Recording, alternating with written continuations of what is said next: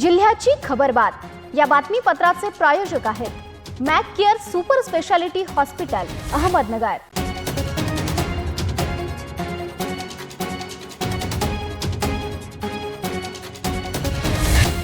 प्रेक्षकांनो नमस्कार, मी निर्जला न्यूज 24 सह्याद्री मध्ये तुमचं स्वागत। तर पाहूयात अहिल्यानगर जिल्ह्यातील महत्त्वपूर्ण बातम्यांचा आढावा जिल्ह्याची खबरबात मध्ये। अकोले तालुक्यातील लिंगदेव येथील ठाकरवाडी परिसरात दुचाकी आणि दूध टँकर मध्ये जोरदार धडक होऊन भीषण अपघात होऊन दुचाकीस्वार जागीच ठार झालाय। हा अपघात सोमवारी रोजी सकाळी घडलाय। या अपघातात लहित बुद्रुक येथील पांडुरंग रखमा चौधरी यांचा जागीच मृत्यू झाला। त्यांच्या दुचाकीला जोराची धडक झाली। ही धडक इतकी भीषण होती की चौधरी यांचा घटनास्थळीच मृत्यू झाला। या अपघाताची माहिती मिळताच नागरिकांनी घटनास्थळी मोठी गर्दी केली। या घटनेमुळे लहित बुद्रुक गावावर शोककळा पसरली आहे। अकोले पोलिसांनी अकस्मात मृत्यूची नोंद केली असून पोलीस निरीक्षक संदीप कोळी यांच्या मार्गदर्शनाखाली या घटनेचा पुढील तपास सुरू आहे। जिल्ह्यातील अवैध गुटखा, मावा आणि सुगंधित तंबाखू विक्री विरोधात स्थानिक गुन्हे शाखेने कडक कारवाई सुरू केली आहे। एकाच दिवशी नेवासा, सुपा आणि पारनेर पोलीस ठाण्याच्या हद्दीत 6 ठिकाणी छापे टाकण्यात आले। या कारवाईत 16 जणांविरुद्ध स्वतंत्र 6 गुन्हे दाखल करण्यात आले असून त्यांच्याकडून मावा, पान मसाला आणि सुगंधित तंबाखूंसह एकूण 1,37,580 रुपयांचा मुद्देमाल जप्त करण्यात आलाय। तर काही आरोपी पसार झाले असून एका प्रकरणात अल्पवयीन मुलाचा देखील सहभाग आढळून आलाय। दरोड्यासारख्या गंभीर गुन्ह्यात 1.5 वर्षांहून अधिक काळ पोलिसांना गुंगारा देऊन फरार असलेल्या एका कुख्यात आरोपीच्या कोपरगाव तालुका पोलिसांनी अखेर मुसक्या आवळल्यात। माहेगाव देशमुख या गावात संशयास्पदरित्या फिरणाऱ्या या आरोपीला पोलिसांनी अत्यंत शिताफीने आणि फिल्मी स्टाईलने जेरबंद केल्याने परिसरात एकच खळबळ उडाली आहे। शुक्रवारी 16 ऑगस्टच्या मध्यरात्रीच्या सुमारास माहेगाव देशमुख या गावात एक इसम संशयित बेकायदेशीर कृत्य करण्याच्या उद्देशाने फिरत असल्याची गोपनीय माहिती कोपरगाव तालुका पोलीस स्टेशनचे पोलीस निरीक्षक संभाजी गायकवाड यांना मिळाली। मिळालेल्या खात्रीशीर माहितीच्या आधारे त्यांनी तातडीने एक विशेष पथक तयार केले। राहता शहरात 1.5 महिन्यापूर्वी एका महिलेचा झालेला खून आणि सुरक्षिततेचा निर्माण झालेला प्रश्न लक्षात घेता शिर्डी नगर परिषदेने साई मंदिर आणि परिसर सुरक्षित ठेवण्यासाठी एक महत्त्वपूर्ण पाऊल उचलले।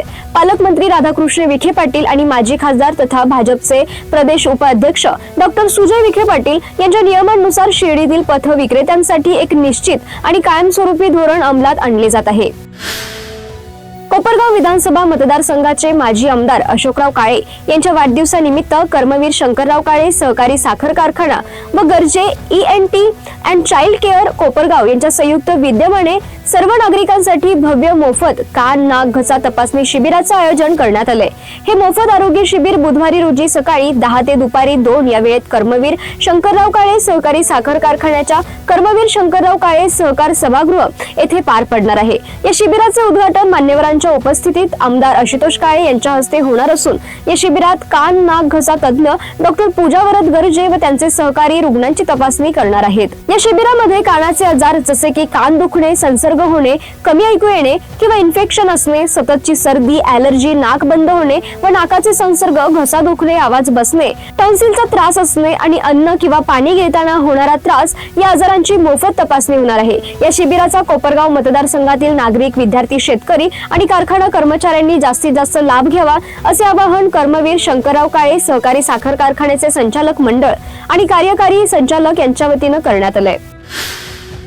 जिल्ह्याची खबरबात मध्ये घेऊयात एक छोटीशी विश्रांती। रोखोक पत्रकारिता, निर्भीड बाणा आणि कणखर भूमिका, महाराष्ट्राचा सखा, सत्याचा पाठीराखा, शब्दांचं सामर्थ्य, विश्वसनीयतेची उंची, न्यूज 24 सह्याद्री। विश्रांतीनंतर तुमचं पुन्हा एकदा स्वागत। पाहूयात पुढील बातम्या। राहुरी शहरातील कोरडेमळा या परिसरातील श्री स्वामी समर्थ मंदिराचा कडी कोयंडा तोडून अज्ञात 2 चोरट्यांनी परिसरातील दानपेटी पळवून नेली। ही घटना 14 ऑगस्ट रोजी सकाळी उघडकीस आली आहे। चोरीची घटना CCTV कॅमेऱ्यात कैद झाली आहे। मंदिरात भाविकांकडून दानासाठी दानपेटी ठेवण्यात आली होती, पण रात्रीच्या सुमारास अज्ञात चोरट्यांनी मंदिराचा दरवाजाचा कडी कोयंडा तोडून आत प्रवेश केला आणि त्यानंतर दानपेटी तोडून काढत ती घेऊन दोघे पसार झालेत। उत्तर नगर जिल्ह्याचे जीवनदायिनी भंडारा आणि निवंडे धरण तुडुंब असून काल सोमवारी श्रावण सरींचा जोर वाढल्याने धरणातून पाणी आणखी सोडण्यात येण्याची शक्यता आहे। मुळा धरणात पाण्याची हळूवार आवक होत असून 26,000 दशलक्ष घनफूट क्षमतेच्या या धरणात काल सायंकाळी पाणीसाठा 23,371 दशलक्ष घनफूट इतका झाला होता। रात्री उशिरा या धरणातील पाणीसाठा 90% गेला होता, तर कोतुळ येथील मुळा नदीचा विसर्ग 4429 क्युसेक होता. वाढती महागाई, अतिरिक्त कामाचा वाढलेला भार आणि रखडलेल्या मानधनामुळे शेवगाव तालुक्यातील ग्रामसखी आक्रमक झाल्या आहेत.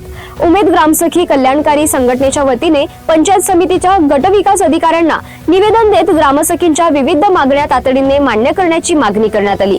ग्रामसखींच्या मासिक मानधनात वाढ करून 15 ते 20 हजार रुपये मानधन देण्यात यावे अशी प्रमुख मागणी करण्यात आली आहे. तसेच दर महिन्याचे मानधन थेट ग्रामसखींच्या बँक खात्यात जमा करण्यात यावे अशी मागणीही करण्यात आली.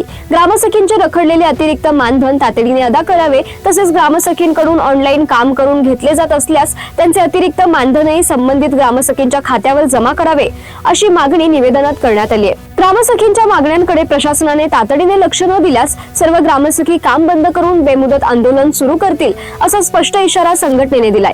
या मागण्यांसाठी उमेद ग्रामसखी कल्याणकारी संघटना शेवगाव यांच्या वतीने निवेदन देण्यात आले असून संघटनेच्या अध्यक्षा मीना शरद वाणी आणि सचिव सोनाली सोमनाथ मडके यांच्या नेतृत्वाखाली ग्रामसखींच्या गटविकास अधिकारी महेश दैफळे यांना देण्यात आले. नमस्कार, माझं नाव मीना शरद वाणी, राहणार बाराणपूर. मी ICRP म्हणून शेवगाव तालुक्यामध्ये काम करीत आहे. तर आम्ही सगळ्या उमेदच्या महिला आज या ठिकाणी निवेदन देण्यासाठी आलेलो आहे. तर आमचं मागणी अशी आहे की आम्ही गट स्थापन करतो, लोकचं काम करतो, VPRPचं काम, लखपती दिदीचं काम, कर्जाचे प्रस्ताव, बँक कर्ज असेल, CIF प्रस्ताव आणि MIPचे प्रस्ताव, आम्ही सर्व एवढे काम करून आम्हाला मानधन फक्त 5,000 छटछाट करून 5,000 मानधन मिळते आम्हाला. तर हे मानधन म्हणजे आम्ही कसे करतो की यात आम्हाला काहीच परवडत नाही आहे. आम्ही या गावातल्या गरीब गरजू महिलांपर्यंत ह्या योजना पोहोचवतो आणि त्या आम्हाला सक्षम बनवण्यासाठी आम्ही हे काम करतो. नाहीतर आम्ही हे काम याच्या पाठीमागं सोडून दिलं असतं. महिला सक्षम करण्यासाठी करतो. आता तुमची काय मागणी आहे? आता आमची मागणी एवढीच आहे की आम्हाला शासनाने 15,000 रुपये मानधन द्यावे आणि ते आमच्या डायरेक्ट प्रभासंघाच्या खात्यावर न देता डायरेक्ट आमच्या खात्यावर वर्ग करावे. एवढीच आमची मागणी आहे. कोपरगाव शहरातील खडकी भागात सोमवारी संध्याकाळी 2 वळूंमध्ये अचानक तुफान झुंज झाली. भर रस्त्यात सुरू झालेल्या या झुंजीमुळे परिसरात काही काळ प्रचंड घबराट आणि दहशतीचं वातावरण निर्माण झालं होतं. हे दृश्य पाहण्यासाठी बघ्यांची मोठी गर्दी जमली होती. अखेर स्थानिक तरुणांनी प्रसंगावधून दाखवत धैर्याने या दोन्ही महिलांना हुसकावून लावल्याने मोठा अनर्थ टळलाय. गेल्या अनेक दिवसांपासून कोपरगाव शहरात मोकाट जनावरांनी मोठा उत्साह मांडलाय. रस्त्याच्या मधोमध ठाण मांडून बसणाऱ्या या जनावरांमुळे नागरिक आणि वाहनधारकांना ये जा करताना नाहक त्रास सहन करावा लागतोय. आणि अत्यंत गंभीर बाब म्हणजे यापूर्वी मोकाट जनावरांच्या धडकेमुळे 2 जणांना आपला जीव गमवावा लागलाय, तरीही प्रशासनाला अजून जाग आलेली नाही अशी संतप्त प्रतिक्रिया नागरिक व्यक्त करत आहेत. शहरातील मुख्य रस्ते, चौक आणि गल्ल्याबोळांमध्ये मोकाट जनावरांचा वावर वाढल्याने महिला, ज्येष्ठ नागरिक आणि लहान मुलांमध्ये भीतीचं सावट पसरले. रस्त्यावरून चालताना कधी कोणतं जनावर अंगावर येईल याचा नेम उरलेला नाही. 2 निष्पाप नागरिकांचा बळी जाऊनही नगर परिषद प्रशासन याकडे दुर्लक्ष का करत आहे असा सवाल आता उपस्थित केला जातोय. आणखी एखादी मोठी दुर्घटना घडण्यापूर्वी कोपरगाव नगर परिषद प्रशासनाने या मोकाट जनावरांचा तातडीने बंदोबस्त करावा आणि मोहीम राबवून त्यांना पकडावे अशी तीव्र मागणी कोपरगावच्या रहिवाशांमधून केली जात आहे. जिल्ह्याची खबरबात मध्ये आपण इथेच थांबतोय, मात्र तुम्ही पाहत रहा न्यूज 24 सह्याद्री.